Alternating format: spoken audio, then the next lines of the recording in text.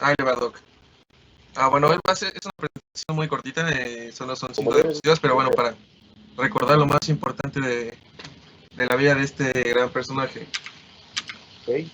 Bueno, vemos que nació en Bruselas en el año de 1514,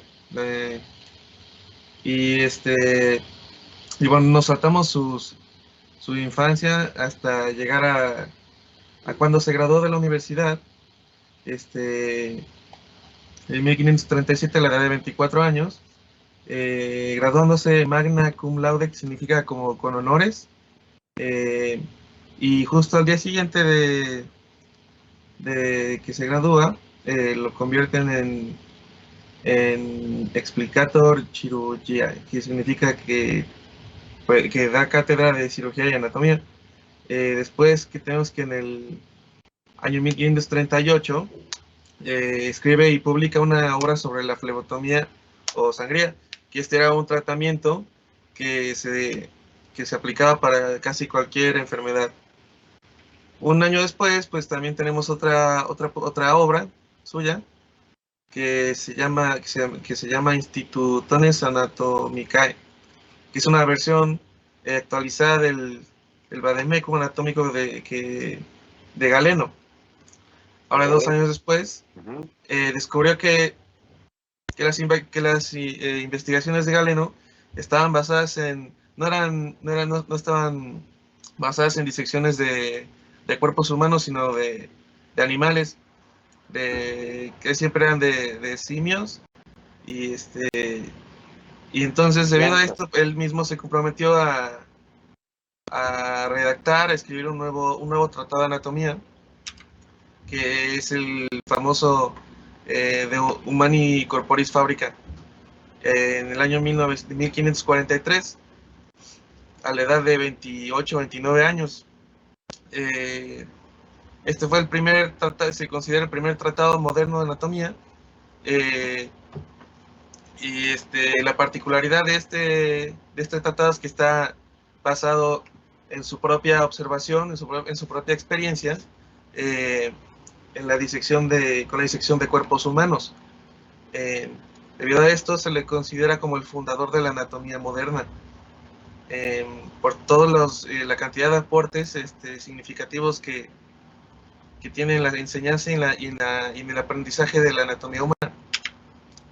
Y para sus últimos años, en el año 1551, pues, debido a que ya se había hecho de fama y reconocimiento, pues el rey Carlos V de España le pide que pase a formar parte de su servicio médico personal,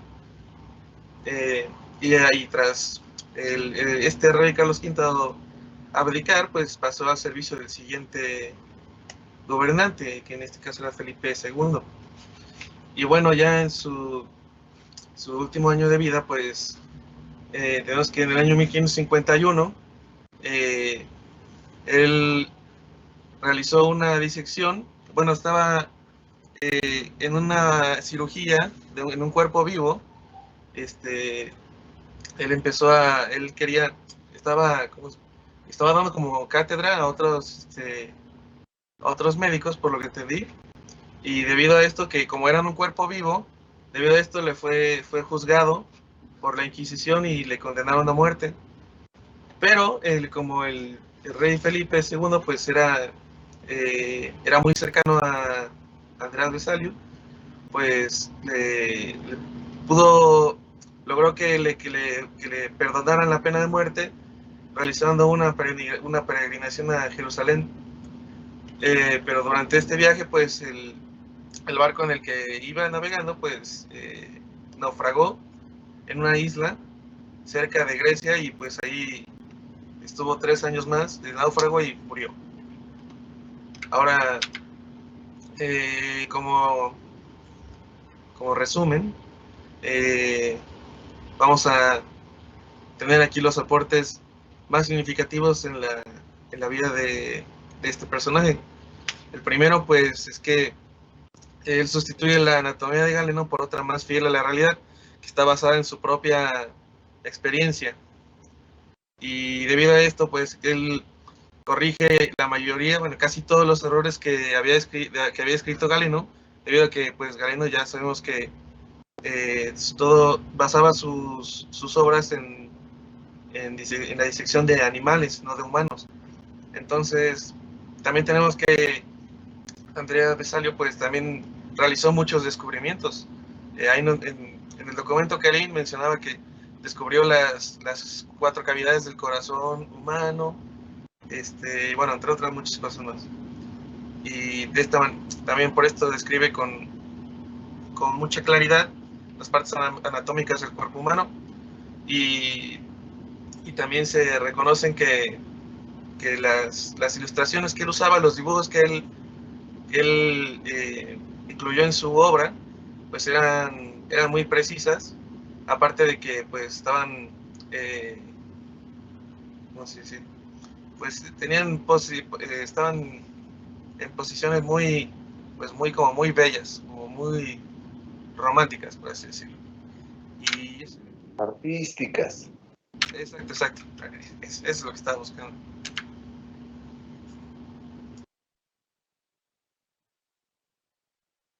Ok, pues fíjense muy bien que ya se dieron cuenta que Andrés Vesalio fue un verdadero innovador, fue un tipo visionario para su época, que más o menos la época que le tocó vivir era la época en que aquí en América estaba la conquista. Era aquí en América, era cuando pues nosotros estábamos debatiendo entre la aceptación de los nuevos visitantes y nuestros ancestros que eran pues los aztecas, ¿no? Entonces, entre que nosotros estábamos, ellos ya estaban haciendo ciencia, ya nos llevaban años luz de enseñanza. Él es un visionario porque comienza a, a hacer, había un dibujante, era un artista, propiamente diseñaba, él exponía las piezas anatómicas y el dibujante las describía con gran exactitud y con gran toque artístico, como decía su compañero, que ese libro de Humanes Corpore y Fábrica se hizo tan famoso, son alrededor de 16 litografías, y hay una copia fiel aquí en la Biblioteca Palafoxiana. Un día que no tenga nada que hacer, pueden ir y pueden verlo, que ese es un buen vestigio de lo que es la historia pues de la humanidad, de la anatomía. Es un tipo que tuvo una visión completamente diferente y que además se echó encima a todo lo que se creía por la escuela aristotélica y la escuela galena.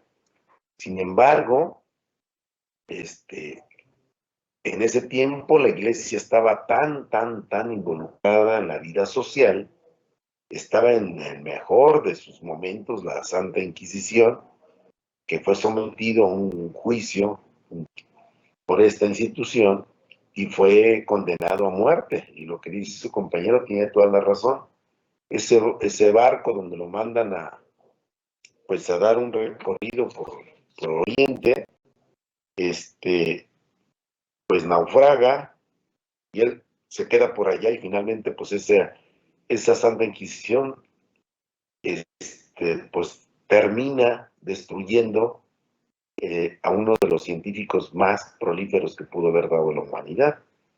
Vean cómo las creencias religiosas, la famosa Santa Inquisición que mató, eliminó, exterminó a muchas mentes ejemplares. Acuérdense bien que a Galileo también fue llevado y sentado en el juicio, y dice su famosa frase, después de que pues, él tiene que retractarse, a él le aconsejan que se retracte sobre si los países giraban alrededor del planeta, ¿no? Él se retracta y dice, y sin embargo se mueve, ¿no? Que la Tierra era la que se movía y no los planetas, ¿no? Entonces, a él se la condonan porque prácticamente se retrata, pero así como ellos, debió haber habido muchísima gente que llevaron al exterminio de mucha gente flamante, ¿no? Como debió haber sido. Entonces, él se le considera un parteaguas en la enseñanza de la anatomía, porque a partir de él surge Testí, surge mucha gente que comienza a describir la anatomía moderna, que son las bases ahora de lo que nosotros aprendemos. No sé si tengan alguna duda, comentario, sugerencia. Amigos. No, todo bien. Amigos. Todo bien, Doc. Bueno, gracias, Santiago. Creo que era lo concreto, así es como debía de ser. A ver, ¿quién más tiene otros que les habíamos dicho? Yo, doctor. A mí también me tocó. Adelante. Bueno, a mí me tocó de Ambroise Paré. Este es un médico que nació en un seno de una, bueno, familia humilde en una Ambrosio región de Paré. Francia. ¿Mande, perdón? Ambrosio Paré. Ajá, Ambroise Paré. Ajá. Nació en Francia. Paré, pero se pronuncia Parré. Paré, ajá. Ok. Ajá, bueno, nació en el seno de una familia humilde en Laval, una región de Francia, en 1510. Su padre era un carpintero y su madre era actriz y prostituta. Su primer contacto con la medicina y la cirugía fue en su actividad como barbero o barbero cirujano, curando heridas, practicando sangrías. A pesar de que debido a su origen humilde no conocía las lenguas clásicas, como el latín y demás, y solamente hablaba francés, pudo ingresar a la Escuela Médica de San Cosme y a los 17 años logró entrar al Hospital de París, fundado en el siglo VII, el Hotel Dieu, en el cual trabajó entre 1533 y 1536. Ya en 1536 es contratado por un oficial del ejército para servirle como un cirujano militar a las tropas francesas durante las campañas que tuvieron en Italia.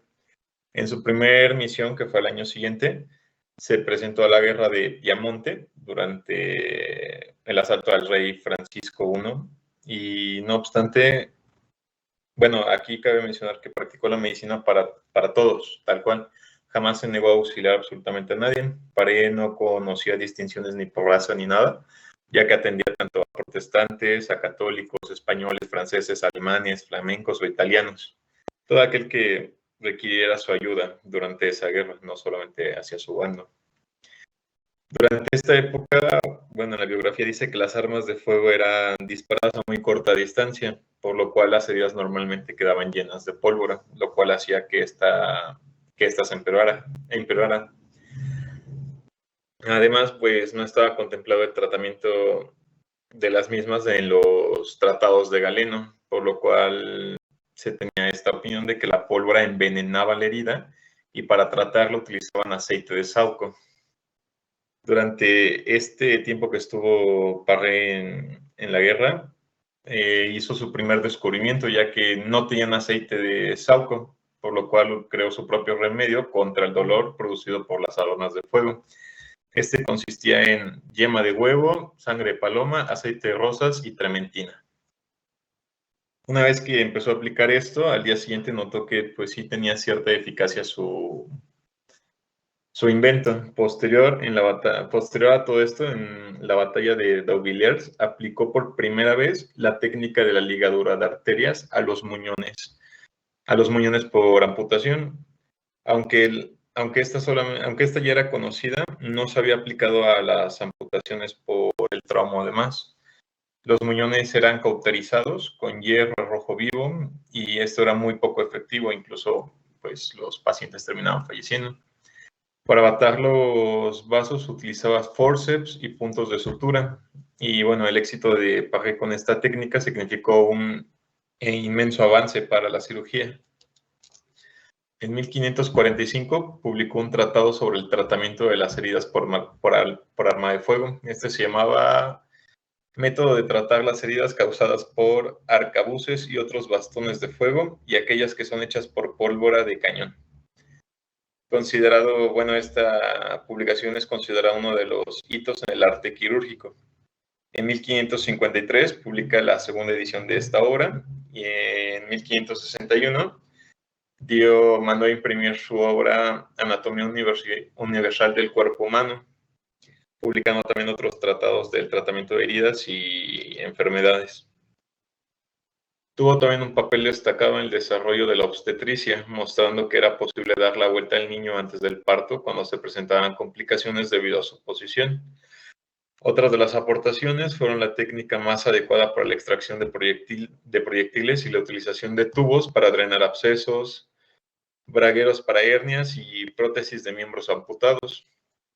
Una vez terminada la guerra, cuando terminaron todas las campañas y debido a todas sus aportaciones y éxitos, se convirtió en médico de la Cámara y consejero real, asistiendo a Enrique II, a Francisco II, Carlos IX y Enrique III. De hecho, se menciona que estuvo en la corte junto con Besalio y junto con él trataron a Enrique II, aunque lamentablemente no lo pudieron salvar.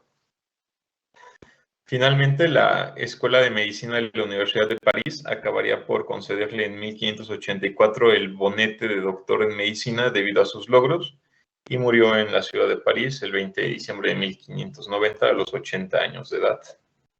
Bueno, este es un caso impresionante porque a pesar de que no tuvo la educación ni nada, logró destacar y dar avances impresionantes a la cirugía a través de su experiencia y tratando de salvar la mayor cantidad de vidas posibles. Bueno, muy bien. Ambrosio Paré, fíjense muy bien, fue, como dijo su compañero, un tipo que era un barbero. Era un tipo maleducado, vulgar, corriente. Imagínense, hijo de una prostituta, etcétera, que tuvo la oportunidad, le dieron la oportunidad de ingresar después a una escuela y recibir un poco de educación, y se hizo tan hábil porque fue médico militar. Es decir, no porque haya habido una escuela militar, sino porque fue médico del ejército francés y se hizo experto en amputaciones. Entonces, lo que dice su compañero, que me hubiera gustado ver la bibliografía, hay unas partes que son interesantes, pero otras partes, por ejemplo, cuentan en la referencia que yo tengo, que agarraban antes en los muñones, o mejor dicho, las piernas que iban, o las extremidades, o los dedos que iban a amputar, y ponían un torniquete. Y entonces seccionaban la parte que iban a amputar, y entonces al nivel del corte, agarraban acero al rojo vivo, es decir, fundido, bueno, casi fundido, acero caliente, y lo ponían en el muñón, haciendo cauterizaciones. Pero imagínense, en una época donde no había analgesia, no había control del dolor, no había antibióticos para la contaminación, y mucho menos había algo para inhibir la hemorragia. Si el paciente no se moría del shock neurogénico, se moría de la infección o se moría por muchas causas. Pero fíjense muy bien que la otra era que ponían así aceite hirviendo. Ponían así, imagínense, como si fueran a hacer carnitas, y agarraban el muñón y lo metían en aceite hirviendo, pues, para que se cauterizara la piel y todo y dejara de sangrar. Efectivamente se conseguía el efecto. Imagínense a costa de qué dolor. Así debieran pasado, pero muchísimas, muchísimas atrocidades, ¿no? Obviamente, pues no se conocía otra forma. Él es el que se piratea la idea de los chinos que tenían 5,000 años atrás de poner ligaduras a los vasos. Y cuenta la historia en que él agarra un hilo y entonces una pequeña pinza liga un vaso, logra quitar los torniquetes y sin necesidad de cauterizarlos disminuye el sangrado. Es por esta acción que además la patenta, en que él recibe el nombre como el padre de la cirugía, es considerado ya actualmente, por introducir por primera vez la hemostasia mecánica, que es esta que le estoy diciendo, que es de poner una pinza y luego ligarla. Pero después se demostró que los chinos lo hacían 5,000 años atrás con hilo de seda, pero resulta que la medicina siempre ha sido elitista, clasista, racista. Entonces, lo que venía o estaba en Europa era lo bien hecho. Todo lo que estaba fuera de Europa era basura. Y durante muchos siglos fue considerado así. un ejemplo de ello, vean cuál es el premio más galardonado de medicina, pues es el premio Nobel.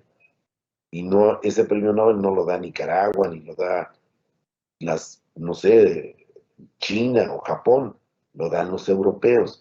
Y antes, para tener renombre, no había residencias médicas. Es más, no había ni escuelas. Entonces, alguien se iba en forma tutorial con algún elegido, europeo principalmente, que pudiera haber sido Parré, y decían, a ver, Santiago Herrera Soto se fue con Parré y estuvo allá un año, y estuvo haciendo ligaduras, y fue su colaborador, y fue su compañero durante muchos eventos, y llegaba a América, y decía, no, pues Santiago Herrera estuvo con Parré, no, pues ahí ya se cuadraban todos. Pero si agarraban y decían, a ver, Santiago Herrera se fue a China y estuvo pues con, no sé, X chino y les hizo, pues decían, pues él y el chino son iguales, quién sabe quiénes serán. No tenía renombre ni nada. Entonces antes las residencias no eran residencias, eran tutoriales con gente importante. Y si quería uno tener renombre, tenía uno que mencionar que estuvo con alguien importante. Entonces ustedes digan, yo estuve y tomé clases con Bustamantov y a lo mejor les van a abrir las puertas en todas partes, ¿me entienden? ¿Cierto o no? ¿No? Bueno, muy bien. A ver, ¿quién otro más? ¿Alguna duda, algún comentario de esto que está diciendo su compañero? Ya saben entonces quién No, fue Ambrosio Parré. ¿Quién más tenía una? yo, Por ahí dejamos otros, ¿no? sí, puedo ¿Quién es usted? poner Ángel de León, me Claro, tocó claro. Por supuesto. Joseph, Mientras lo pones, le voy a dar un mensaje a Melissa, Meli. Mande, Meli, Doc. Mande. sí, por favor, de estas mini clases, quiero que me las anotes ahí en su lista. Ah, sí, sí, les estoy tomando la participación. Como debe de ser. Ok, a ver, ¿quién sigue? yo ya estoy cargando la diapositiva. Ok, ¿quién usted? Ángel Salvador. Sí, A ver, Ángel Salvador, sálvenos. está cargando. Ok. Mientras díganos qué le tocó. Me tocó hablar sobre Joseph Lister.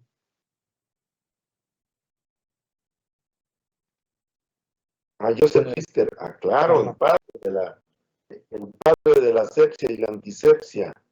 así es.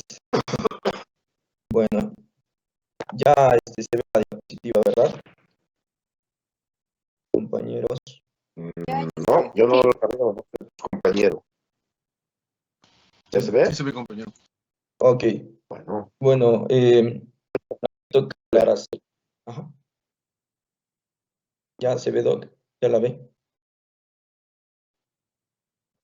sí, bueno, yo la veo. Ok, bien, bueno, Lister, a mí me toca hablar de Joseph Lister. Bueno, este personaje estuvo participando principalmente durante el siglo XIX con respecto a la cirugía. Dentro de este siglo, del siglo XIX, hubo una revolución quirúrgica porque generalmente había tres problemas donde encontrábamos el dolor, la infección y la hemorragia. Él se centró más, ¿cómo se llama?, en solucionar problemas enfocados como tal a la infección. Y bueno, no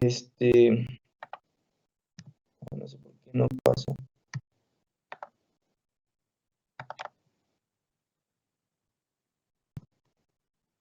No, no cambia, ¿verdad? ¿no? No, me queda Ay, en la chale. foto, nada más. Es que nada más es una, pero... A ver, permítame tantito. Salte de la presentación y la vuelves a compartir. Sí, voy. Sí, porque no me dejó. La voy a compartir directamente de la pantalla, a ver si se puede. Muy bien. A ver.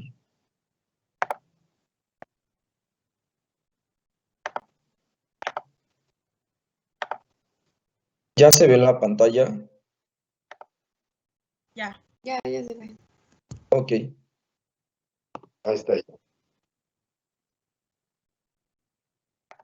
Muy bien, entonces les comentaba que este personaje, pues, es fundamental también dentro de la historia de la cirugía. Dentro de lo importante a mencionar es que, bueno, él nació el 5 de abril de 1827 en Upton. Fue uno de los principales también pioneros con respecto a los trabajos microscópicos y a nivel de la óptica, porque también contribuyó principalmente a la creación de los lentes acromáticos. Les digo que en el siglo XIX una revolución quirúrgica enfocada principalmente en 3 problemas, donde él se enfocó en lo que es la infección. Dentro de sus estudios, este personaje, Joseph Lister, estudió en Londres. En 1854 se formó como cirujano en Edimburgo junto a James Syme. En este tiempo, de hecho, sustituyó como tal a Syme, reemplazó a Syme en 1860, marchó a Glasgow.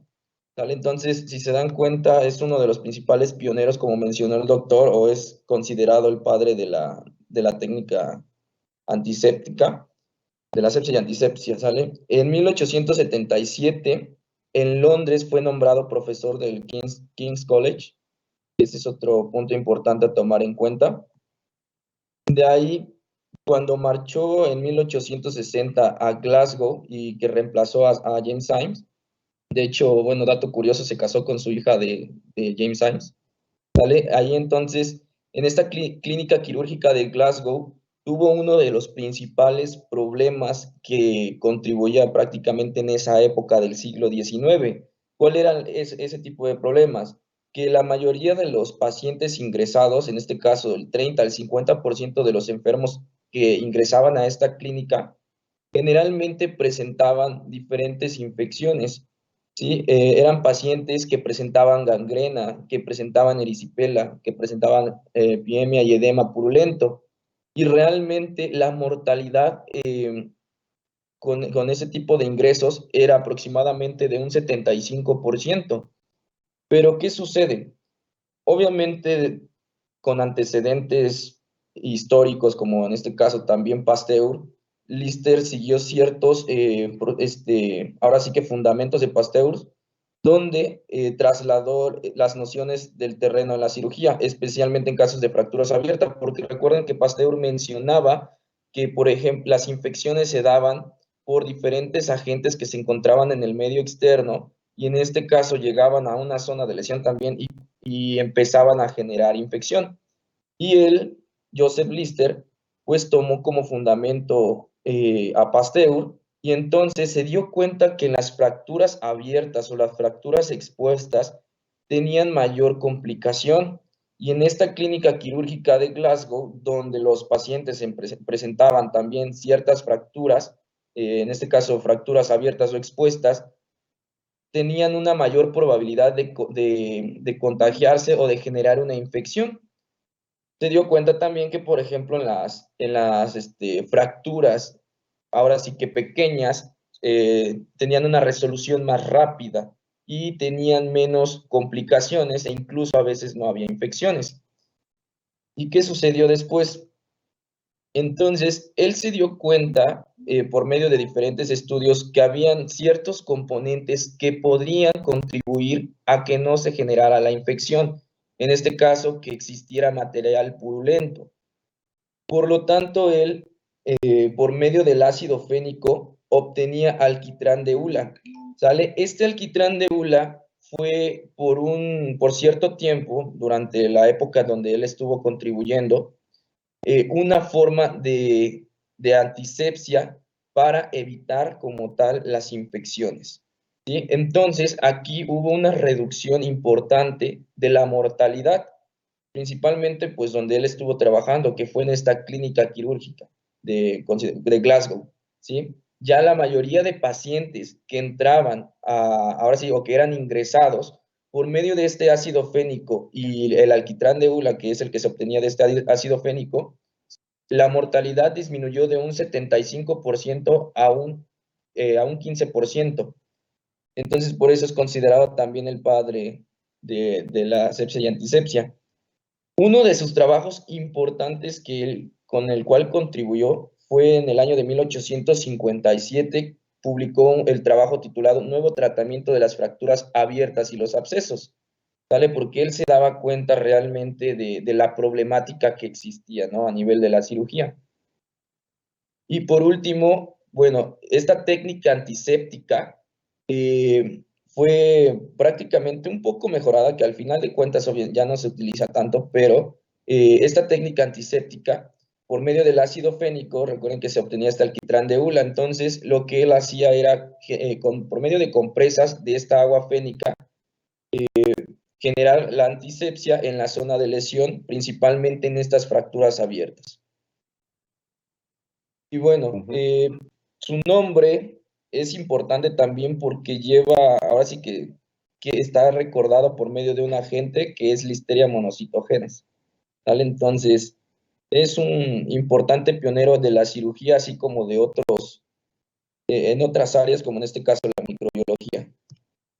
Y bueno, esta es la bibliografía, doctor. Bueno, ok. Vean, Lister junto con Ambrosio Paré son de la generación contemporáneos, de la generación en la cual su inicio fue pues la barbería y después hicieron médicos. Dice por ahí una biografía un poco más exacta de Lister, que Lister le copió, le pirateó, como ustedes quieran entenderlo, muchos de los conocimientos a Pasteur. Y bueno, pues había que creerlo, porque acuérdense bien que antes había un gran tráfico de información científica y quien lograba patentarla era quien se quedaba como héroe. Entonces dicen que Lister incluso mencionan que como eran contemporáneos, llega a Francia, visita sus laboratorios y se da cuenta de muchos principios que ya tenía Pasteur y él las retoma, las utiliza, les pone su innovación y finalmente sí es considerado como el padre de la asepsia y antisepsia, cosa que, por ejemplo, a Luis Pasteur no se le reconoce como esto. Además, Luis Pasteur, sus primeros trabajos eran sobre demostrar que había microorganismos que podían producir enfermedad. Pero bueno, Lister tuvo una visión que era la que le da la connotación de padre de la asepsia y antisepsia. ¿Saben cuál es? Él le pone mucho énfasis a algo que se llama las fiebres puerperales. Acuérdense bien que cuando termina el embarazo hay un periodo que se le llama puerperio. Ese puerperio, a esa presentaban fiebre las damas y muchas de ellas morían. El embarazarse en esa época era un factor de riesgo terrible para la tasa de mortalidad materno-fetal. Entonces, comienza a darse cuenta que después del alumbramiento, las fiebres puerperales eran terribles, ¿no? Entonces, comienza esto que su compañero nos mencionó, que era usar, pues, sustancias que pudieran disminuir o matar la carga bacteriana, y comienza con resultados fabulosos, ¿no? Entonces, por eso se le considera, porque ataca una de las infecciones más recurrentes, como eran las infecciones puerperales. Entonces, Lister pasa a la posteridad por esto. No sé si tengan alguna duda, pregunta, que se le considera padre de la asepsia y antisepsia, ¿eh? Bueno, ¿quién más tiene otro? Díaz Galaviz iba a hablar de William Halsted. Uy, ese es un Sí, tema, yo voy a presentar. un temazo. Fíjense nada que la serie esta que les mandé a que la vieran mientras él coloca la serie esta de The Nick, que les dije que vieran, es una serie que está basada sobre la vida de Halsted, ¿eh? Nada más que por derechos de autor y porque no quisieron ponerle como toques biográficos, pero el actor principal de Nick es prácticamente la vida de Halsted, ¿eh? Por eso me gustaría que la vieran. Ok, Hugo, adelante.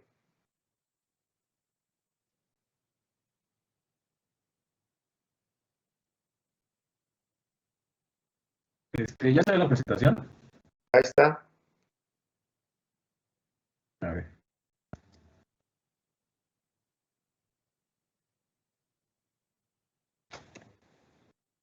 Bueno, yo les voy a hablar de William Stuart Halsted. Él nació el 23 de septiembre de 1852 en Nueva York y murió el 7 de septiembre de 1922. Pues, él vivió una edad de 70 años. Es considerado cirugía moderna. Empezando con sus primeros estudios, ingresó a pero terminó la ópera muy estricta. Finalmente se graduó en el Colegio Phillips Andover en 1869. Después se dedicó un año entero al estudio del griego y el latín y después ingresó a la Universidad de Yale.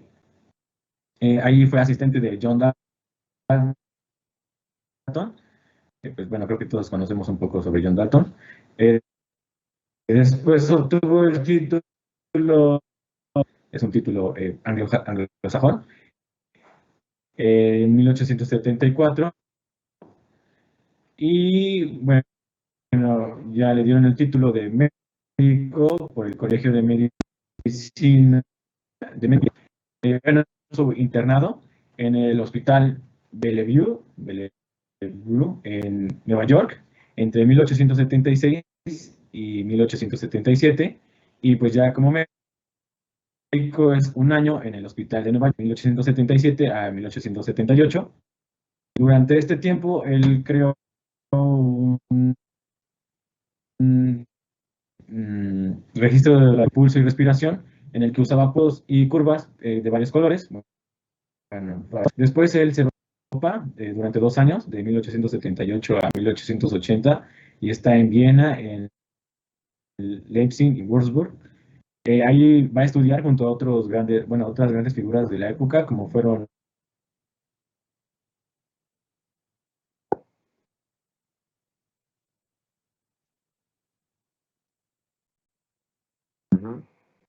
a Nueva York. Pues él se va a dedicar a la consulta para estar presente en la plantilla de varios hospitales y daba clases además de cirugía los fines de semana, por lo que se fue haciendo de alguna fama, que lo, bueno,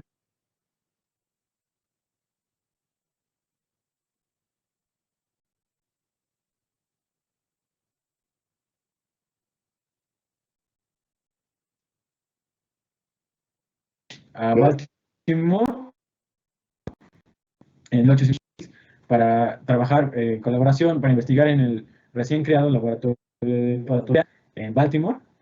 Trabajó también con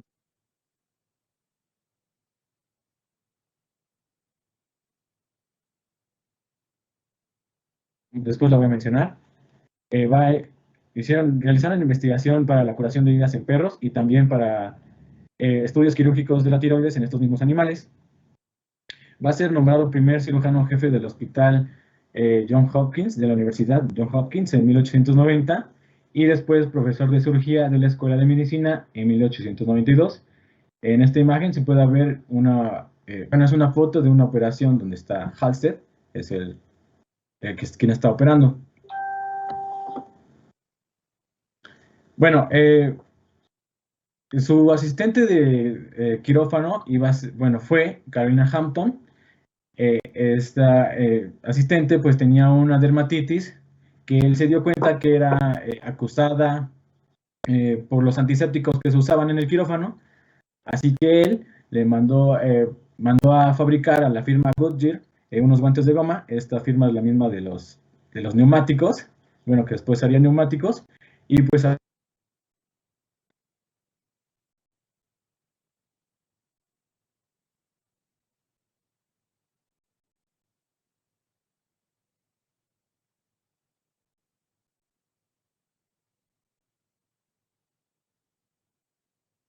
¿Escuchan? No, Doc, se está trabando bastante.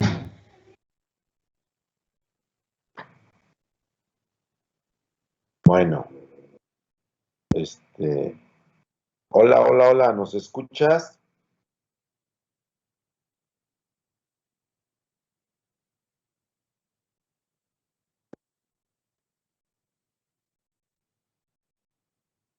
Hola, Meli, ¿sí, no, ¿sí me escuchas? Sí, doctor, pero ya no se escucha el compañero. El compañero se perdió. A ver si le mandamos un mensajito en escrito. Escríbanle que no se escucha nada porque se me hace que su internet anda mal. Sí, creo que ya hasta se salió. Bueno, a ver, ¿quién otro tenía?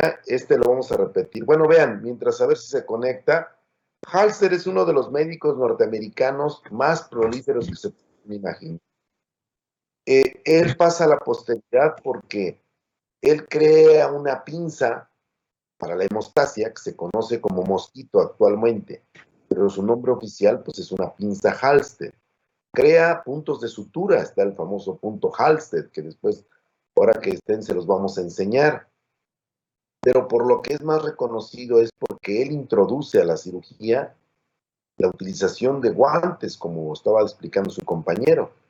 Él es el primero que comienza a introducir y manda a hacer a la compañía Goodyear unos guantes de caucho, y entonces se da cuenta que con esto se baja la tasa de contaminación y los introduce y pasa a la por eso.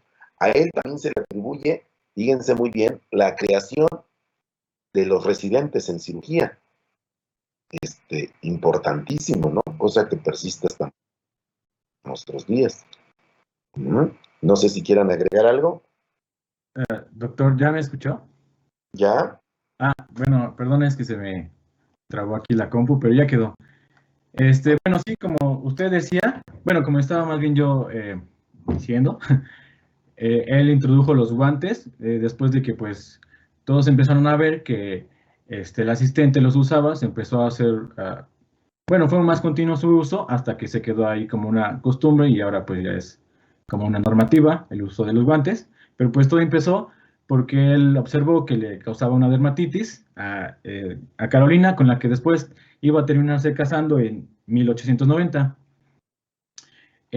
Bueno, ya en cuanto a sus aportaciones a la cirugía, pues él va a innovar en técnicas de intervención para la glándula tiroides y paratiroides, en hernias, también en sistema vascular, como ya lo mencionó, con la creación de las pinzas Halsted, que pues son de hemostasia, y uno muy importante es en el cáncer de mama, con una operación que es llamada operación de Halsted, que es la amputación amplia de la mama con ablación de los músculos pectorales y la limpieza ganglionar local y axilar en carcinoma mamario.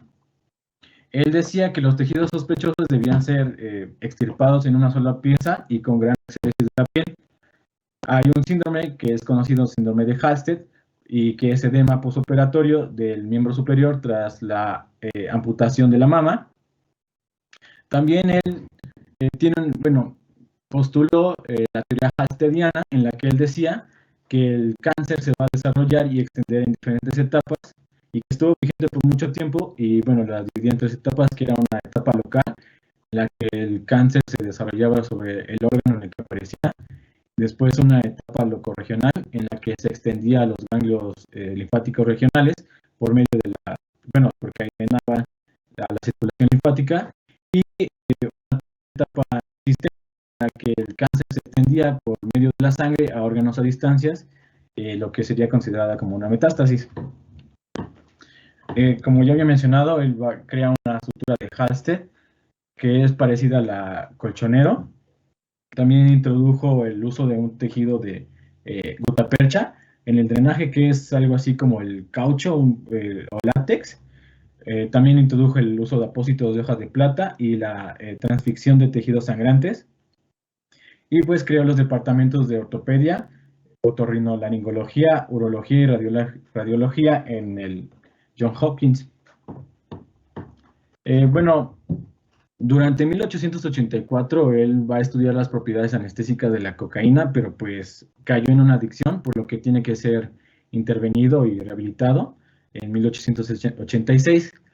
Y después, en 1919, A él se le va a practicar una colecistectomía y en 1921 va a padecer una enterocolitis con colangitis aguda, que va a ser operado en 1922, pero en el transcurso del posoperatorio él va a contraer una neumonía que al final le va a conducir a la muerte en septiembre de ese mismo año. Bueno, eso es Efectivamente. Creo que ya no se vio mis diapositivas. No te preocupes, pero creo que lo escuchamos. ¿Alguna duda de Halsted?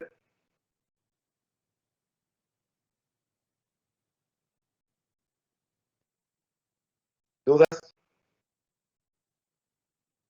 No, doctor, todo bien, gracias. Todo bien, doctor.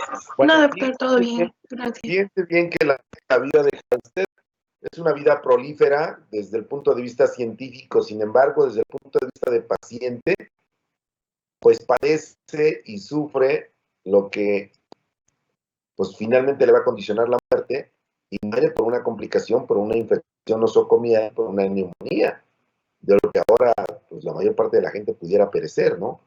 Entonces, él hizo tantas contribuciones y que es, pues, debería de ser considerado, pues, el padre de la cirugía moderna, pues no se le ha dado ese reconocimiento, pero era un tipo prolífero, era un tipo bueno, era un tipo probo, y bueno, pues ni hablar, se murió, pues, de una complicación de una cirugía, y muere una de las mentes más flamantes pues de la época moderna de la cirugía, ¿no? Y que había que tener siempre bien presente y había que ver la posibilidad de vez en cuando de leer. Por eso les dejo estos pequeños pasajes para que tengamos idea de que la gente médica pues también es humana y también se muere y también sufre y también, pues como es, no somos extraterrestres, somos humanos, ¿no? Entonces, por eso esto de darles estas cápsulas de información sobre cierta gente que han colaborado en el devenir de la medicina. Ok, ¿algo que quieran agregar? ¿No? A ver, ¿cuál es la otra participación para que continuemos? Melis. Es Frida Hiromoto con anestesia. Bueno, ¿quién introdujo la anestesia con éter? Claro, eso es a la par de, pues básicamente Halsted. Nos tiene que hablar del señor Morton, del éter, del domo de Massachusetts. ¿Está ahí el compañero? ¿O no está? Es compañera, pero ay, no sé si... No, sí, aquí estoy, Doc, me tocó a mí. Ah, perdóname, pues lo que pasa es que no te puedo ver adelante. Ah, sí, no. Pues bueno, bueno, me dijo que checara dónde y quién lo hizo en la primera, cuando utilizan por primera vez el éter. Y bueno, pues mencionaba que inició todo con el doctor Warren, quien era jefe de cirugía del hospital de Massachusetts. Esto fue, bueno, se utilizó el 16 de octubre de 1846. Y bueno, él estaba como, bueno, él iba a realizar una extirpación de un tumor en el cuello y pues estaba ahí como exponiendo el caso con unos colegas y sus estudiantes. Y pues entre ellos estaba el doctor William Morton, quien era dentista, también hacía como prótesis dentales y pues también era estudiante de medicina. Y bueno, el doctor Morton pues le dijo que tenía ahí que había descubierto cómo poder inhibir el dolor. Entonces, como que lo convenció para poder darle la oportunidad de utilizarlo a la hora de la cirugía. Y bueno, pues yo, vi un documental y pues leí un poco. Y pues ahí mencionan que pues ya llegó el día de la cirugía y esto fue ante pues un público de la comunidad médica en el hospital de Massachusetts. Y pues bueno, ya estaba como a punto de iniciar la cirugía, pero el doctor Morton no llegó como justo, como previo a la cirugía, antes de que iniciara, llegó como justo a tiempo, y pues ya llegó porque llegó con un artefacto que pues él creó que era un artefacto de cristal, y pues ya preparó al paciente justo antes de que ya pues lo empezaran a intervenir, y le empezó a hacer que el paciente inhalara un gas que pues en este caso era el éter, y pues el paciente como que pues se desvaneció y empezó a caer en un sueño profundo, y pues se llevó a cabo la primera intervención pues decía como una intervención silenciosa, porque pues mencionaba que pues a todos los pacientes en ese tiempo los cirujanos tenían que ser pues muy veloces, ¿no? Más que otra cosa era la velocidad, porque muchos pacientes se morían pues del mismo shock, y que incluso los metían en sótanos para que pues los demás no escucharan pues los gritos. Entonces se mencionaba que fue una cirugía pues silenciosa. Y bueno, pues desde ese día se nombró como el Día del Éter, y fue considerado pues el nacimiento de la cirugía con anestesia.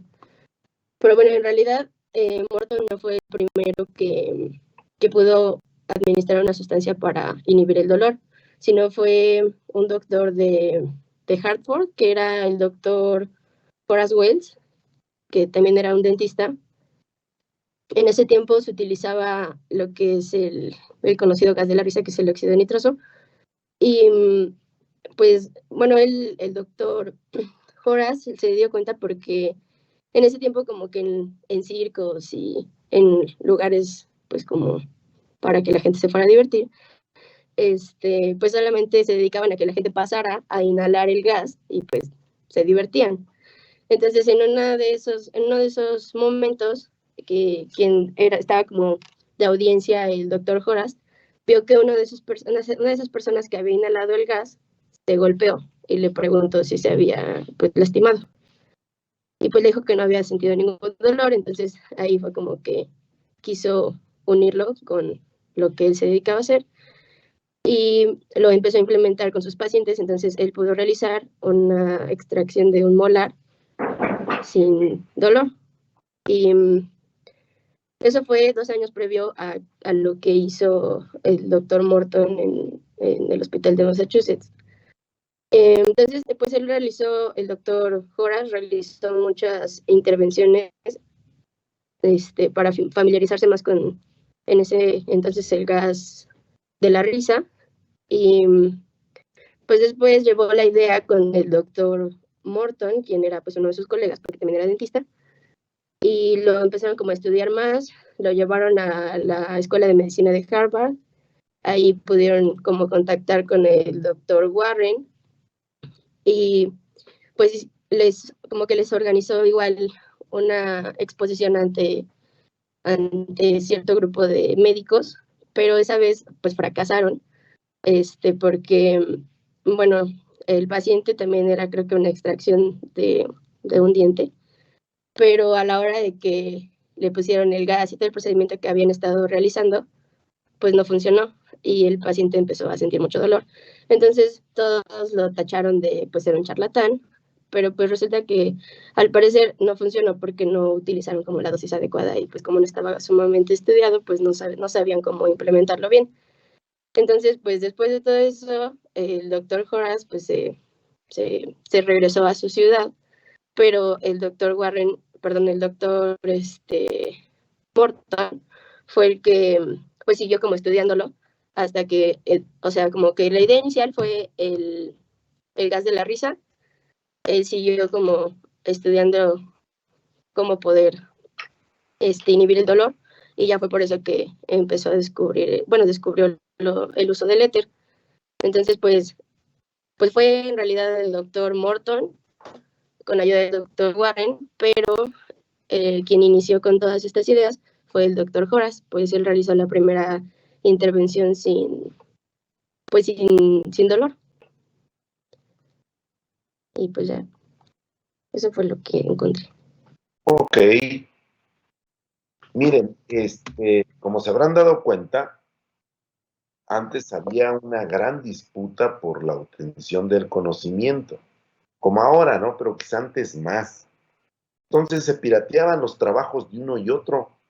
Vean aquí lo que dice Correa, tiene toda razón. Morton va, el que pone, hace, Sin embargo, quienes realmente fueron los pioneros, pues demás pasaron a la historia como tales. Quien realmente llegó a patentar la anestesia con éter fue Morton, y a él se le conoce como el que inicia la primera anestesia oficial.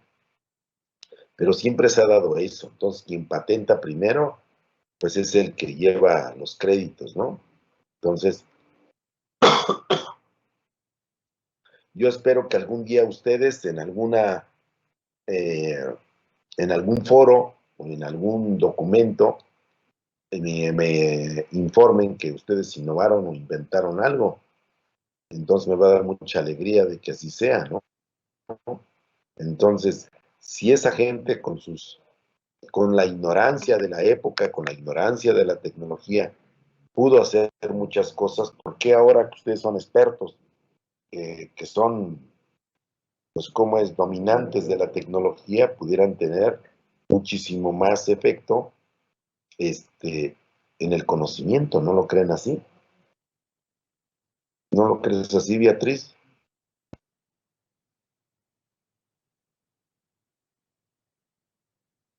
Beatriz Morales.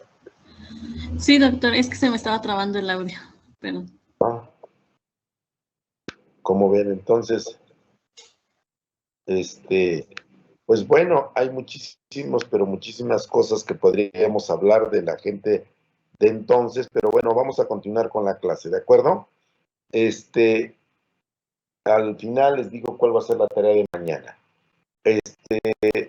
¿Sí ven la presentación? Sí, doc, sí se ve. Sí, doctor. Bueno, a ver usted, la chica que me estaba contestando lo último, ¿me puede hacer el favor de leer? Disculpe, doctor, falté yo. Faltó aquí, ¿qué te tocó a ti? La anestesia raquídea. Ok, no, no te preocupes, porque este tiene del siglo, pues, prácticamente para acá. Ahorita que avancemos otro poco, te toca a ti, ¿eh? Porque voy a dejar otras, de acuerdo a lo que vamos hablando, no te preocupes. ¿Sale? ¿Cómo te llamas tú? Aguayo Martínez Ana. ¿Tu nombre? Aguayo Martínez Ana Karen. A ver, Ana Karen, hazme el favor y tú lee, por favor. Ok. En el siglo XIV. Inglaterra. Inglaterra. En el siglo XIV, a punto de finalizar la Edad Media, encontramos en Inglaterra a John de Arderne. De Arderne. Ajá, perdón. Cirujano en activo durante la Guerra de los 100 Años.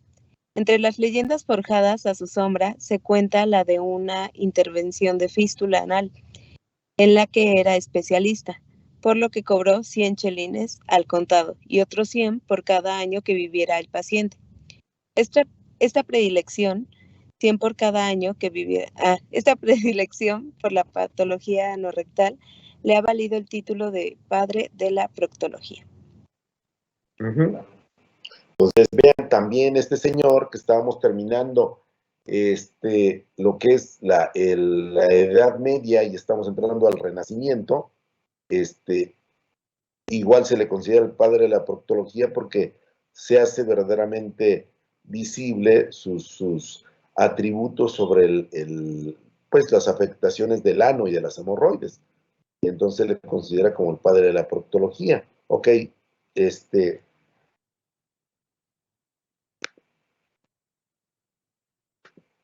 ok, síguele. En 1368 se funda el Gremio de Cirujanos de Londres, en un primer intento por separar a los barberos, encargados sobre todo de afeitar y despiojar, de los médicos especializados en tratamientos quirúrgicos. Bueno, acuérdense bien que aquí, bueno, volvemos a lo mismo. En ese tiempo, como hoy, como siempre, la medicina ha sido clasista, racista y además, ¿cómo se le podía decir? Muy selectiva. Entonces, a los barberos, que eran los barbajanes, los malvados, los sucios, que eran los que despiojaban, imagínense esa cuestión, pues ellos no se les permitía entrar a las escuelas. Había, a ver, para mañana si es que no se los he dejado, quiero por favor que todos van a entregar esta tarea. Me van a decir cuándo aparece la primera escuela de medicina en Europa o en el mundo. ¿De acuerdo? Cómo se llamaba o cómo se llama y en qué país estaba y cómo era el título. Si era médico cirujano, si era médico nada más, médico hechicero, o si era partero o no era partero, cosas de ese tipo, ¿de acuerdo? ¿Sí? Sí, doctor. Bueno, Sí, doctor, Sí, gracias. entonces vean, porque de repente estas escuelas, al ser clasistas, no dejaban ingresar a los famosos barberos, salvo algunos otros que tenían que hacer alguna labor, tanto en el ejército o en la corte. Entre ellos se cuenta que Parré le dieron chance de ingresar y se desarrolló como experto de amputación y demás, pero por ejemplo otros no, ¿de acuerdo? Ok, vean, ya propiamente en el Renacimiento, esta nueva época recala con especial intensidad en las ciencias naturales y en la medicina. Comienza a haber esa inquietud, ese gusanito por tratar de conocer más y hacer un lado las cuestiones religiosas que hasta entonces pues, nos habían golpeado terriblemente y habían estado en un oscurantismo. Estaba la Santa Inquisición y todas esas cuestiones, y entonces, pues no quiere decir que se abolió por completo de inmediato en la aparición de la época del Renacimiento. La Santa Inquisición llegó y siguió. Todavía hasta el siglo XIX la Santa Inquisición tenía poder aquí en México. Pues a muchos los quemaron, los torturaron, los persiguieron, pues porque se creía o los acusaban de herejía y cosas de ese tipo, y muchas mentes flamantes fueron sacrificadas por esto. Sígale, señorita.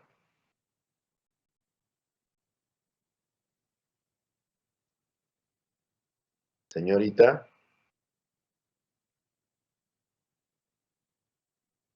¿Ya se fue? No, sí está en la reunión. A lo mejor tienen problemas para prender el Bueno, micro. a ver tú, Meli. Sí. Los nuevos conocimientos en anatomía suponen el despegue definitivo de disciplinas como la cirugía o la anatomía patológica. Antonio Benivieni, cirujano italiano de la segunda mitad del siglo XV, anota minuciosamente todas sus intervenciones y las autopsias que realiza posteriormente a los pacientes que no sobreviven. Síguele. En su haber se cuentan las primeras descripciones documentadas de cáncer de estómago e intestino, así como extensas y detalladas descripciones de los varios tipos de hernias conocidos. El mejor anatomista, aunque no el primero, de este periodo es Andrés Vesalio, autor de uno de los manuales de anatomía más extendidos e influyentes durante los siguientes 2 siglos, de Humani Corporis Fabrica. Vean, es un esquema de los barberos, una litografía bastante representativa, en los cuales pues ahí está haciendo una sutura de una herida menor en una barbería. Debió haber sido fantástico ver yo me hago ejercicios mentales y si me dieran a mí la oportunidad de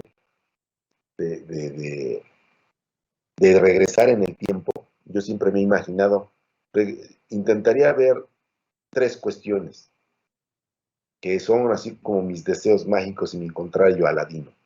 El primero sería que me transportaran a ver cómo hacían una trepanación los primeros pobladores. El segundo sería ir a ver cómo hacía, por ejemplo, un barbero un procedimiento quirúrgico. Y el tercero sería ir a Egipto, que me llevaran a conocer a Cleopatra, ¿no? Debió haber sido emocionante. Pero bueno, esa es mi cuestión, pero yo creo que eso nunca se va a lograr. Adelante, Meli. Sí. Okay. Desde el siglo XIII, la categoría de los cirujanos franceses venía incrementándose y haciéndose visible mediante la autoridad para vestir la toga larga y realizar cirugía mayor. Sí, es decir, la gente que ya iba a las escuelas y que ya se decían que eran médicos, usaban eso, la toga larga, y andaban bien vestidos, y andaban bien, pues, como gente de bien, ¿no? El barbero andaba con vestido ordinario, pues era una gente corriente, ¿no? Ok, Meli, síguele. La nueva cirugía. En las últimas décadas del siglo XVI, a punto de finalizar el periodo renacentista, hace su aparición el principal cirujano de esta época y padre de la cirugía francesa, Ambrosio Paré, de 1510 a 1590, que fallece. Bueno, vamos entonces a entrar con el último periodo de esto de la historia, en la cual vamos a ver la cirugía a partir del siglo XIX, que es la que, pues quizá nos pudo haber dado la mayor productividad científica. ¿Mm? Pero espérame. Vean, ese es un maletín quirúrgico del siglo XIX. Vean, ese es un maletín médico. Entonces, ¿qué observamos de ahí? Pues instrumentos que ni remotamente conocemos, ¿no? Vean, no sé si esos eran algunos artefactos para extracción, succión. No sabemos si tienen aquí, pues, alguna sustancia que pudiera inhibir dolor, no sé. Pero vean cómo era el maletín. Cosa que si ahorita vemos un maletín del siglo, pues, ¿qué? En el siglo que estamos, se sorprendería a la gente de ver, ¿no? ¿Cómo sería un maletín ahora nuestro? ¿Cómo sería su maletín de ustedes? ¿Qué tendría? A ver, ¿quién me dice? Pues bueno, ya Tendría que tener principal es un... estetoscopio. Ay, perdón, Gas. Dime. adelante, Chino. Ok, gracias. Bueno, yo creo que dentro de los principales componentes ahorita tener en un maletín podría ser, bueno, un estetoscopio, un baumanómetro, un termómetro, Claro. medicamento, pues que con frecuencia se utiliza, bueno, que con mayor frecuencia se utiliza. Podríamos tener también, por ejemplo, ahorita un oxímetro, no sé, qué otro elemento, no sé, Gasga, si quieras complementar. Ajá, a ver. Creo que iba a mencionar principalmente esos. Pues sí, se puso de moda con de la pandemia el oxímetro, ¿no? Estetoscopio, un baumanómetro para tomar las constantes vitales, el termómetro. Se les olvidó decir un reloj para poder ver las pulsaciones, aunque se las puede dar el oxímetro y se las puede dar el baumanómetro, dependiendo cuál sea, pues no hay como contarlas, verlas y evidenciarlas, ¿no? Pero bueno, creo que con eso tendríamos un portafolio, un equipo médico, un maletín médico bastante efectivo como para poder ver, pues, ¿qué les gusta? Pues casi todo, ¿no? Muy bien. Ahora sí, Meli, por favor. Sí. Durante el siglo XIX se consuma la integración de la medicina y la cirugía en un mismo cuerpo de conocimientos y enseñanzas, lo que supone el espaldarazo definitivo a la especialidad quirúrgica. La incorporación añadida de la traumatología a su ámbito de actuación, la derrota a los tres enemigos clásicos de la cirugía, la hemorragia, la infección y el dolor, es la victoria de esta disciplina. El desarrollo de las teorías microbianas de las enfermedades infecciosas por Semmelweis, Pasteur y Lister, la evolución de las técnicas anestésicas o el descubrimiento de los rayos X. Las tasas de morbimortalidad comienzan a caer y todo esto se produce en un margen de pocas décadas. Claro, vean qué tan rápido comienza a florecer el desarrollo cuando ya no tenemos ataduras eclesiásticas, cuando ya a los científicos se les da pauta libre a que ellos comiencen a explotar su máximo potencial, y entonces comenzamos a inhibir esos tres temores que hasta la fecha siempre debemos de tener presente y los vamos a tener que tratar, que uno es el control del sangrado, el control de la infección y de bacterias y cómo quitar el dolor. Fíjense que en el 90 y tantos % de la consulta que les va a llegar a ustedes cuando ya consulten, van a llegar porque quieren que les quiten el dolor. ¿Por qué el paciente va a consulta? De 10 pacientes, ¿qué les gusta? El 70% va con alguna afección dolorosa. Los demás van por algo que no les genera dolor, pero que es algo anormal o que tiene una alteración anatómica. Me salió un granito, mi nariz no me gusta, mis cachetes están gordos, el pelo se me está poniendo raro, se me está cayendo. No hay dolor, pero tengo una angustia. Y en el otro alto porcentaje del 70% es dolor. Si los pacientes se les quita el dolor, dicen, el médico es extraordinariamente efectivo. Si no les quitan el dolor, pues ya no los van a ver y se van a ver otros hasta que les quiten el dolor. Entonces, estas tres cuestiones siguen siendo hoy por hoy lo que más dudas, preguntas van a generar de los pacientes hacia nosotros. ¿Algún comentario hasta acá?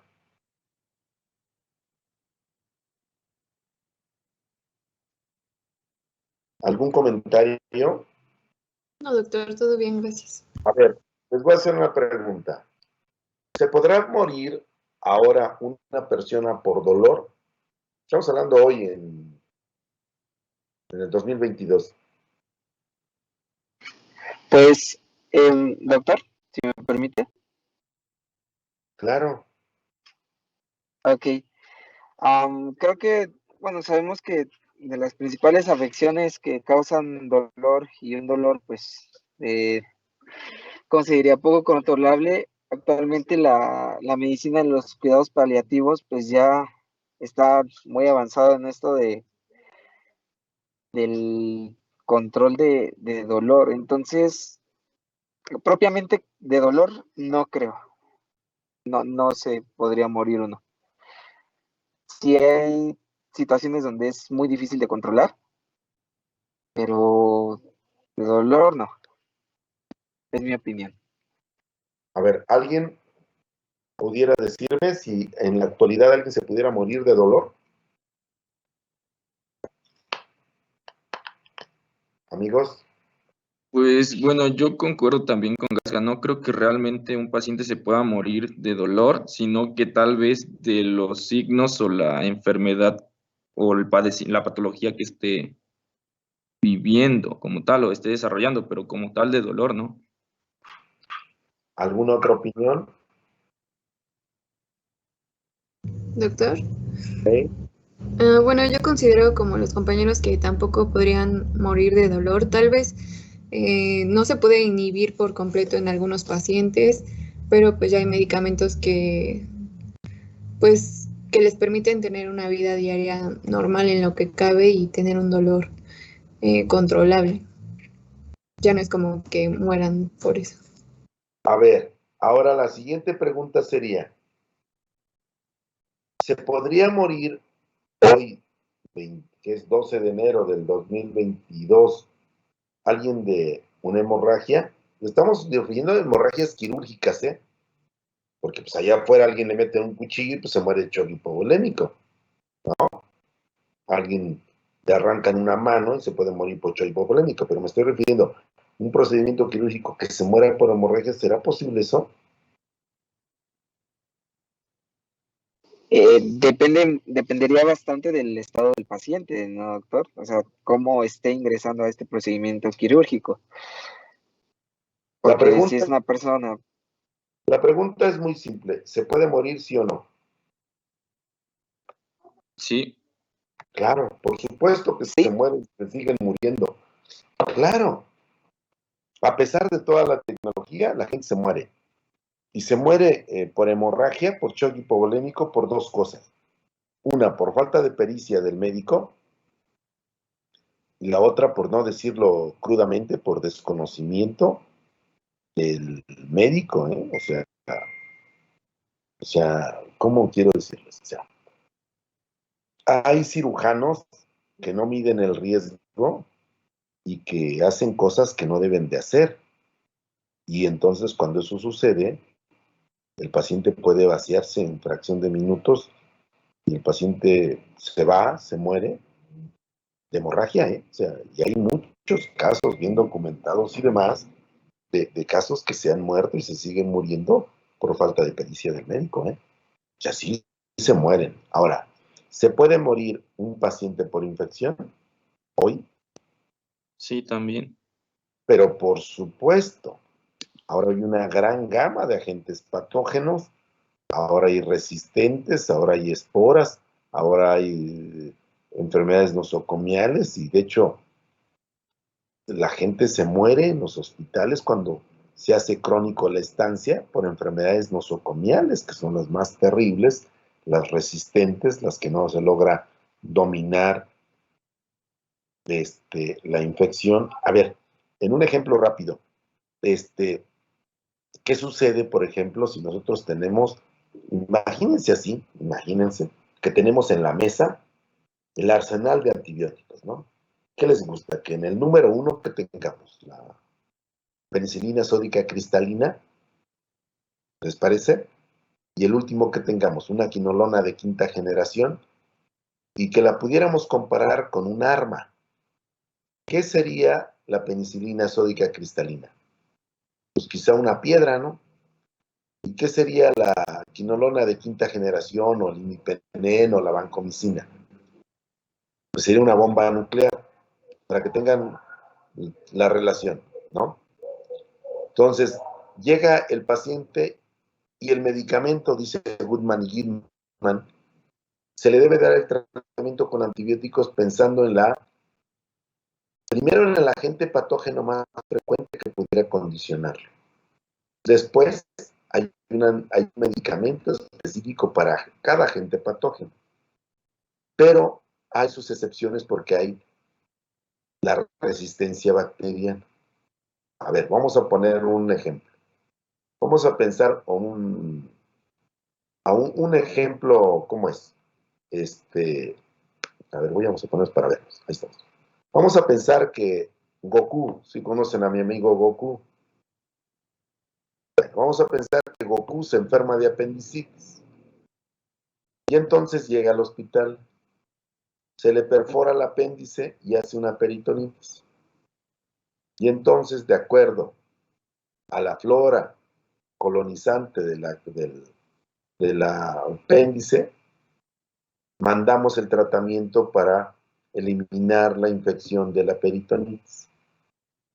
¿Qué le mandamos? Pues, tratamiento para anaerobios, gram negativos, y no logramos ceder el caso. ¿Qué les gusta? Nos echamos la mitad del arsenal. Y sucede que Goku no se alivia. Y usamos los antibióticos más fuertes, el que más quieran, el imipenem, la vancomicina, la quinolona de 5ª generación, todo. Y la infección no cede. ¿Qué haríamos ahí? ¿Qué harían ustedes? Su paciente es el Goku famoso, tiene una peritonitis, tiene una septicemia y se está muriendo. ¿Qué hacen? Ya tenemos todos los antibióticos habidos y por haber, y no le hacen ni cosquillas. ¿Qué haríamos? A ver, quiero que me digan. A ver, Ana Carmona, ¿qué haría usted?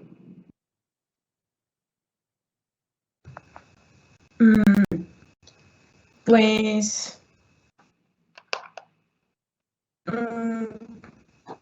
no lo sé, doctor. O sea, ya se supone que se probaron todos los medicamentos posibles. Buscar alguna otra opción más moderna. ¿Qué otra opción? Por eso es lo que quiero que ver. A ver, no quiero parecer grotesco ni grosero, ni mucho menos porque tocamos madera. Por eso puse de ejemplo al Goku, famoso. Si se muere, pues él no se va a morir porque es un héroe extraterrestre, ¿no? ¿De dónde viene Goku, Melissa? ¿De dónde es Goku? Melissa, ¿de dónde diablos sea Goku? Un planeta, pero no me acuerdo cómo se llama. Bueno, entonces él no se va a morir, por eso digo, pero vamos a hacer, por eso digo que no quiero ser grotesco, así, en un ejercicio de imaginación, que fuera un familiar de nosotros. Ay, no. Y entonces nos dicen, a ver, ¿qué le damos? Se está muriendo. ¿Qué hacemos? A ver, pónganse a pensar. Se supone que cuando ya no hay opciones, pues está la opción del cultivo, ¿no? Para ver exactamente a qué es todavía pues, ¿Quién es usted, sensible, Diana? por decirlo así. Diana, ¿qué es usted, Godos? Sí, Doc. Diana Godos, ¿usted no es de un lugar que se llama Godolandia? No, supongo. Bueno, yo le digo ¿cómo? Godolandia, porque allá toda la gente se apellida Godos, está por Libres, ¿cierto? Ah, ya sé cuál. Sí, sí es de ahí mi papá. Un lugar que se llama, creo que Mancuernas, Exacto, sí, de ahí es mi papá. para que veas ahí Godolandia, todos son Godos. Bueno, algún día platicaremos unas historias de allá. Es el Bueno, Monterrey de Puebla. poco más o menos. A ver, dime una cosa. Es un familiar supuesto, se está muriendo, ¿qué haría usted? Manda usted un cultivo, perfecto. Manda un hemocultivo, manda un antibiograma y le dice el antibiograma, fíjese bien, todo lo que pusieron no le hace ni... A ver, para los que no sepan, un antibiograma se agarra, por ejemplo, la sangre en una septicemia, se siembra la sangre en una caja de Petri, se mete 72 horas a una estufa de Impinel o una estufa Pasteur, que tiene cierta temperatura, y en ese va en un agar especial, crece las bacterias. Cuando se hace el antibiograma, se pone un disco, como una margarita, hagan de cuenta como mi mano, y en cada dedo lleva una porción de antibiótico. ¿Qué les gusta? Penicilina, clindamicina, ceftriaxona, gentamicina, todas. Y entonces se siembra en la caja de Petri, se mete a cultivar y el halo que deja, el halo más grande que no deja que crezcan las bacterias, implicaría la sensibilidad. Habrá antibióticos que llegan las bacterias y se chorrean encima del antibiótico, y eso habla de resistencia. Vamos a pensar que manda el antibiótico, manda esa margarita, el antibiograma, y en lugar de que se inhiba, crece todo encima. Y le dicen, no es sensible a ningún antibiótico. ¿Qué haría usted?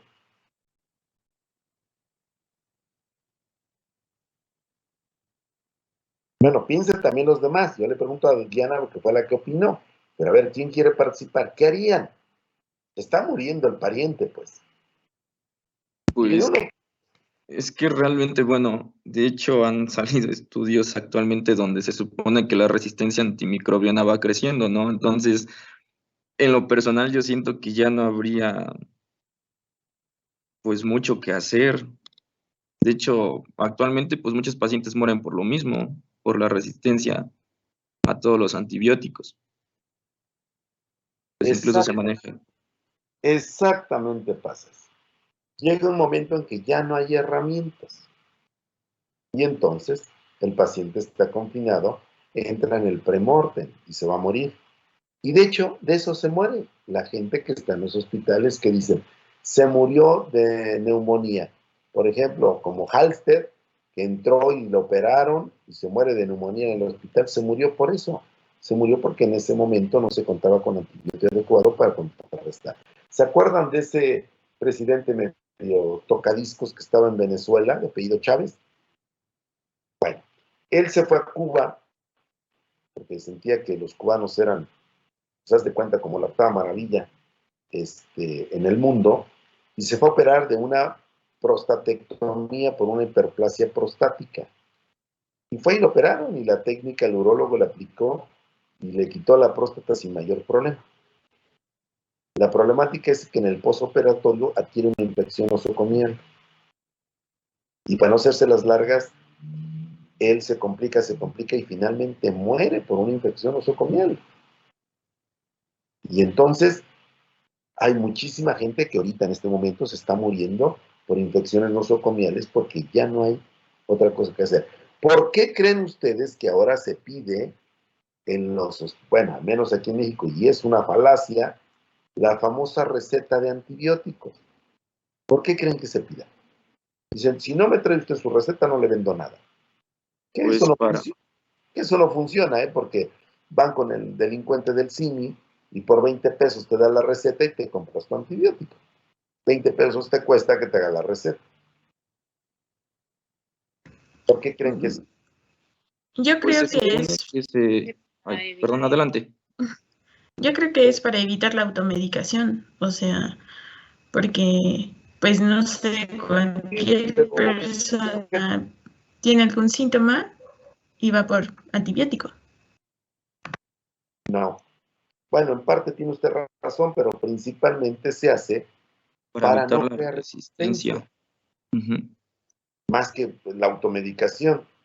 El problema es que, por ejemplo, muchos médicos que no tienen el adiestramiento adecuado, llegas con un cuadro gripal o llegas con un cuadro que pudiera resolverse en 2 a 3 días y te dan un bombazo de antibióticos con 3, 4 antibióticos y usan ese arsenal que en lugar de darte una piedra, como decíamos, o un cuchillo para matar las bacterias, te dan una bomba nuclear y están creando resistencia para las bacterias y el día que uno necesite un antibiótico potente por una infección que tenga uno, ya no va a haber forma de cómo combatirlo.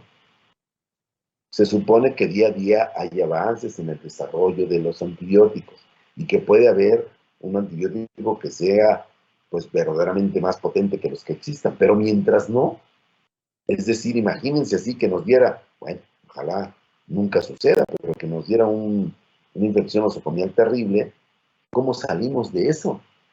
Si creamos resistencia no vamos a salir nunca. Pues la moraleja y el comentario sale, la gente se muere, pero por supuesto que se sigue muriendo. Los diabéticos se mueren de eso, la gente que está mucho tiempo en los hospitales se muere de neumonía, todos se mueren por enfermedades nosocomiales, se mueren por septicemia, sí, mucho, todos. Entonces, aguas. Entonces, a pesar de todo este devenir, que es a lo que hemos querido llegar, se siguen muriendo de las 3 cosas que desde el tiempo de las cavernas nos siguen golpeando. A ver, para mañana la tarea va a ser muy simple. Me van a buscar así literal, una revisión que nos hable la pregunta concreta. No se metan a preguntas Yahoo, pero pónganle si se puede morir de dolor. Porque por ahí veo que muchos comenzaron a vagar, que decían que no. Claro que se puede morir de dolor, pero por supuesto que no se muere porque ahora nosotros hemos avanzado en la analgesia. Un dolor te puede ocasionar un shock neurogénico. Y el shock neurogénico te condiciona a un paro cardiorrespiratorio, una maniobra vagal y adiós. Pues quiero que me argumenten eso, busquen por ahí, así métanlo. Oiga, alguien se puede morir por dolor, dolor extremo, un dolor canceroso, un dolor de tipo neuropático. Acuérdense bien que hay varios tipos de dolor, el dolor somático, el dolor esquelético, el dolor de tipo nervioso, ¿no? Entonces, se puede morir, sí, se sigue muriendo la gente, a lo mejor en menos cantidad, pero se sigue muriendo, sí. Estas 3 cosas nos siguen pegando. Por eso qué importante es tener el antecedente histórico y poder, cada vez que nosotros consultemos, tener como es este conglomerado de conocimientos, es decir, aguas. Si no lo protejo y demás, podemos tener problemas. Y ahora no solamente antes, fíjense muy bien, el paciente llegaba con usted y de repente se moría y sabían ustedes, y entonces los familias agarran, doctor, usted es un ángel, usted le abrió las puertas al cielo, ya se fue, gracias doctor, ¿cuánto le debo? Y dicen, bueno, pues ni hablar. Ahora salen y le dicen, el paciente se murió, ¿y qué creen que les digan? ¿Qué creen que les digan?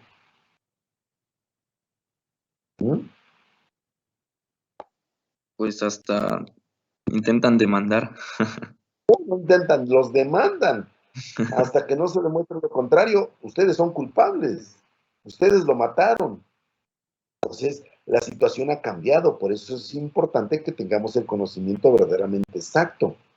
Y siempre estar protegidos y siempre hacer las cosas como marca la norma, de acuerdo a como marca pues, las leyes vigentes del sector salud. Y aquí tenemos una ley que nos rige, que es la ley del expediente clínico, que vamos a ver posteriormente, en lo que se debe de escribir, no se debe escribir, que es un documento publicado en el Diario Oficial de la Federación, en la cual enmarca como un documento oficial legal, en la cual nos pueden crucificar o nos pueden salvar.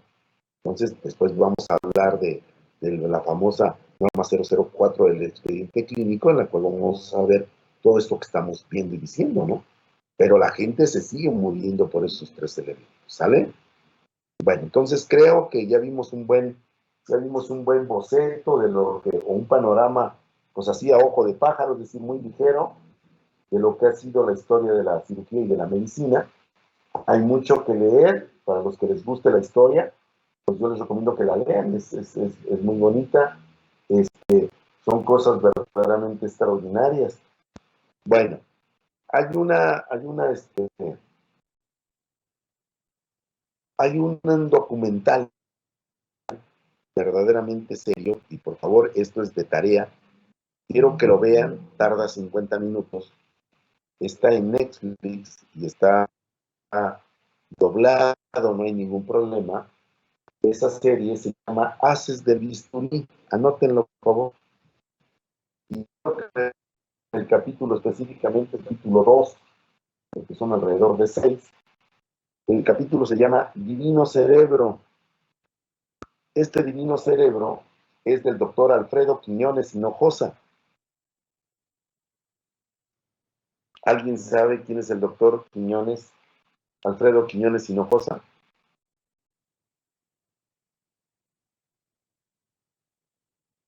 Pero quiero que lean ese documental y mañana van a hacer la editorial de eso.